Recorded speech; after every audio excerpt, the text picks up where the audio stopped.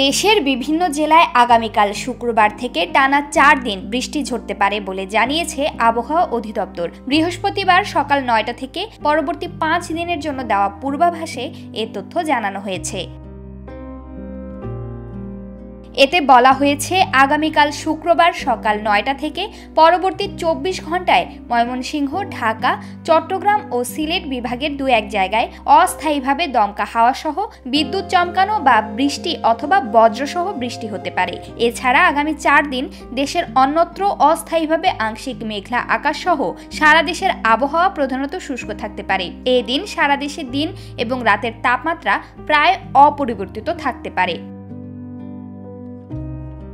পরদিন শনিবার 5 মার্চ ময়মনসিংহ, ঢাকা, খুলনা, বরিশাল, চট্টগ্রাম ও সিলেট বিভাগের 2-1 জায়গায় অস্থায়ীভাবে দমকা হাওয়া সহ বিদ্যুৎ চমকানো বা বৃষ্টি অথবা বজ্রসহ বৃষ্টি হতে পারে। এদিন সারা দেশে দিনের তাপমাত্রা সামান্য কমতে পারে এবং রাতের তাপমাত্রা সামান্য বাড়তে পারে। 6 মার্চ রোববার ময়মনসিংহ, ঢাকা, বরিশাল, চট্টগ্রাম ও সিলেট বিভাগের 2-1 জায়গায় অস্থায়ীভাবে দমকা হাওয়া সহ বিদ্যুৎ চমকানো বা বৃষ্টি অথবা বজ্রসহ বৃষ্টি হতে পারে। এই দিন সারা দেশে দিন এবং রাতের তাপমাত্রা সামান্য হ্রাস পেতে পারে। এছাড়া 7 মার্চ সোমবার ময়মনসিংহ ও সিলেট বিভাগের 2-1 জায়গায় অস্থায়ীভাবে দমকা হাওয়া সহ বিদ্যুৎ চমকানো বা বৃষ্টি অথবা বজ্রসহ বৃষ্টি হতে পারে।